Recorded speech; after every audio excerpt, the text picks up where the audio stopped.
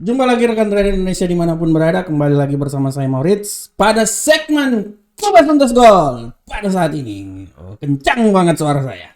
Rekan trader semuanya, seperti biasa kita akan masuk di acara Kupas Tuntas Gold. Setelah tadi kita sudah menganalisa di pagi hari ya tentang analisa emas kita pada saat ini, dan kita akan mencoba melihat lagi bagaimanakah pergerakan emas saat ini. Dan trader bisa lihat dengan jelas ini bahwa sedikit lagi 3 menit lagi akan ada news statement yang akan dikeluarkan oleh Gubernur Central Bank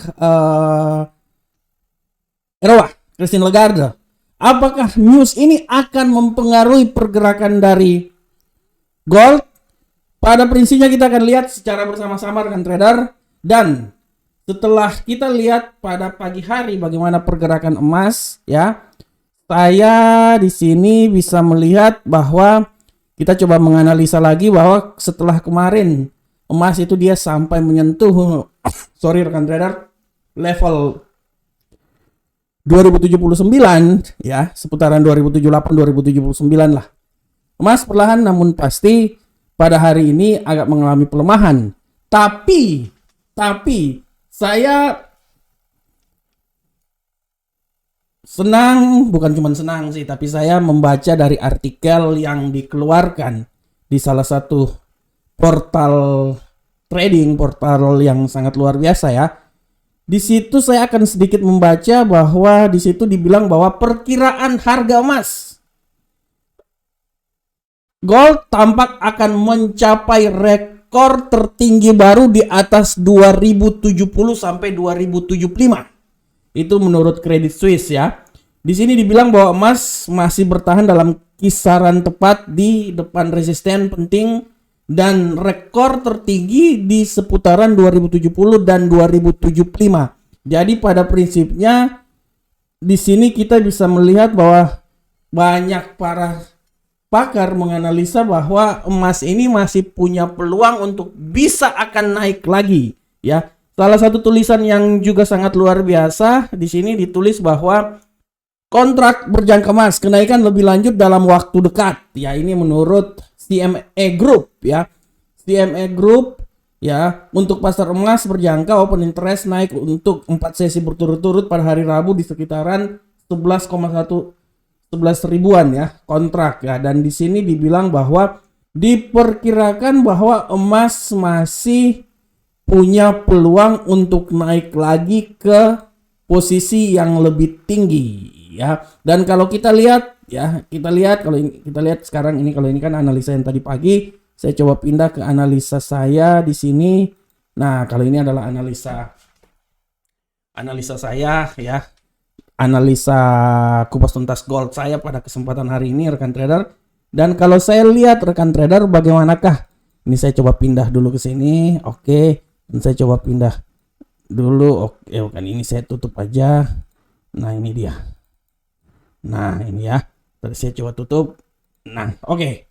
Nah, dari sini kita bisa lihat bagaimanakah arah pergerakan dari emas untuk hari ini. Ya.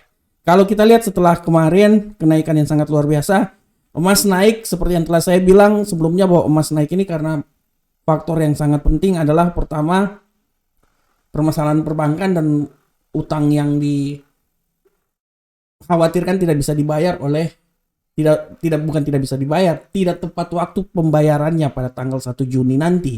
Nah, itu dia ya rekan trader ya. Tapi secara garis besar apa yang dibilang, yang dikeluarkan statement oleh Gubernur Sentral Bank Amerika Jerome Powell pada rapat FOMC kemarin juga yang menyatakan bahwa kemungkinan besar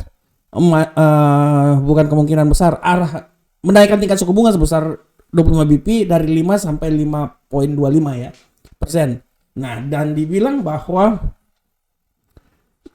pergerakan lebih banyak ke dovish. Oleh karena itu, kalau pergerakan lebih banyak ke dovish ya artinya dolar Amerika akan semakin tertekan sehingga membuat arah pergerakan yang luar biasa terhadap emas ke depan. Emas naik ya, emas naik. Nah, oleh karena itu kita bisa melihat ya, akibat statement tersebut gold dia sempat naik sampai ke 2079, tapi setelah itu ya seperti biasa dia terjadi pelemahan ya. Dan untuk saat ini kita akan melihat sampai data yang akan dikeluarkan besok, data non-farm payroll. Untuk saat ini di kupas tuntas gold saat ini kan kita mulai ya, ini batasan ini kan sampai hari ini ya, tanggal 3 sampai tanggal 3 hari ini ya.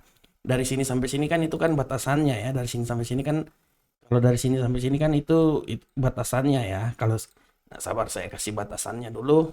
Nah, ini adalah batasan harian kita pada hari ini. Kita akan lihat seberapa besar arah pergerakannya. Sabar, saya ganti warna dulu biar lebih gampang ya rekan trader ya. Kasih warna yang agak sedikit lain lagi. Oke, saya kasih warna yang ceria-ceria aja lah, seperti kayak gini. Oke. Nah, oke.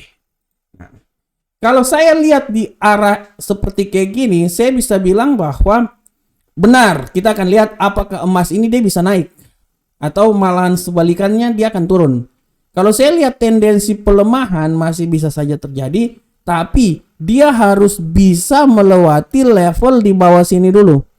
Dia harus bisa melewati level di 2034 dulu rekan trader. Nah, ini adalah level yang harus bisa dilewati oleh emas pada saat ini. Kalau memang dia akan turun. Ya, kalau dia akan turun, dia akan mencoba melewati level sini. Tapi kalau menurut saya pelemahan yang paling terlemah sekali, kalau memang dia masih melemah, menurut analisa saya dia palingan dia akan mencoba sampai di level 2023. Nah, saya berasumsi bahwa 2023 di sini adalah level di mana kalau terjadi pelemahan ini adalah level benar-benar level terendah ya. Apabila memang nanti kalau terjadi pelemahan pada gold ya. Nah, ini dia ya. Ini saya coba menggambarkan supaya kita semuanya tahu juga ya. Nah, ini. Nah, oke. Jadi pada prinsipnya kalau dia sekarang mengalami pelemahan akibat berita, karena berita hari ini akan berlanjut banyak juga nih berita nih ya. Kalau saya lihat hari ini beritanya itu di kalender ekonomi barusan aja berita, dan 5 menit lagi ada klaim pengangguran. Nah, klaim pengangguran ini harap hati-hati rekan trader. Dikit lagi klaim pengangguran. Apabila klaim penganggurannya ini positif, artinya emas ini dia akan bisa turun. Dan saya bilang dia akan mencoba penurunan sampai di level, dia menembus level 2034 dulu ya, 5 menit lagi ya. Nah, tapi kalau memang dia nanti rupanya pembalikan arah dan dia mengalami kenaikan, ya saya bilang artinya emas ini dia akan coba melewati level sini rekan trader, 2057. Nah, ini dia 2057 rekan trader ya. Nah, ini dia. Nah, ini dia 2057 di sini menurut saya adalah level yang paling bisa dicapai apabila emas ini akan mengalami kenaikan lagi. Ya, akan mengalami kenaikan lagi. Nah, kalau memang dia udah melewati 2057 ya kemungkinan dia bisa lebih tinggi lagi, dan tujuan akhirnya memang di 2079-an, 2075 yang tadi bilang ya.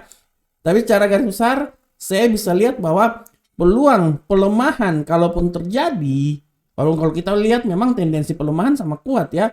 Dia akan bisa melemah sampai di level 2023 ya. Tapi dia harus melewati 2034 dulu. Ya, kalau sampai 2034 sudah dilewatin, artinya di 2023 sini akan melanjutkan terus. Dan kita lihat apakah kalau sampai 2023 ini dia akan turun lagi. Ya paling-paling kalau dia turun ya paling terendah ya 2011 lah rekan trader. Tapi kalau menurut saya untuk hari ini emas masih akan berputar di seputaran 2020-an. Menurut saya ya, 2020-an. Untuk sampai ke 2011 itu menurut saya masih jauh ya. Tapi kita tidak tahu ya, karena habis 5 menit lagi kan akan ada ini informasi tentang klaim pengangguran. Apakah klaim pengangguran ini bisa membuat dolar Amerika melambung tinggi? Nah, kita akan lihat ya. Kita akan lihat karena 5 menit lagi akan terjadi ya. Udah keluar. Barusan aja klaim pengangguran dia membuat udah keluar ya rekan trader ya. Nah, ini dia, apakah dia bisa membuat ini? Nah, ini yang kita lihat sama-sama. Oleh karena itu saya bisa bilang di sini bahwa rekan trader harus terus melihat terus pada prinsipnya pola pergerakan dari gold ini. Kalaupun naik ya paling tertinggi adalah 2057. Dan kalau turun menurut saya dia akan coba melewati 2034 dulu. Nah, ini dia udah mulai coba ya. Dia mulai coba. Kalau dia melewati 2034 artinya dia akan turun terus sampai ke 2023. Tapi kalau saya bilang bahwa kemungkinan turun sampai ke 2011 itu menurut saya wow. Menurut saya itu wow sekali itu ya. Wow sekali, tapi saya masih bisa prinsipnya saya berargumen bahwa gold hari ini dia masih tetap berada di atas 2020. Oke rekan trader, tadi kita sudah membaca secara singkat membahas secara singkat tentang pergerakan pergerakan gold yang saya ambil dari berbagai berita, dan di berita tersebut juga mereka memprediksikan, para ahli memprediksikan gold ini masih punya peluang peningkatan yang lebih tinggi lagi di kemudian hari, minimal mencapai level 2079 seperti yang terjadi pada malam tadi, dini hari tadi setelah laporan FOMC dikeluarkan. Kita masih ada lagi berita pada esok hari non-farm payroll, dan kita akan melihat seberapa besar pergerakan non-farm payroll mempengaruhi pergerakan gold pada hari ini. Oke rekan trader, demikianlah acara kupas tuntas gold kita saat ini. Saya berharap semoga apa yang saya berikan ini bermanfaat untuk rekan trader semuanya. Assalamualaikum warahmatullahi wabarakatuh. Sampai ketemu di acara kupas tuntas gold berikutnya di esok hari. Salam profit Indonesia.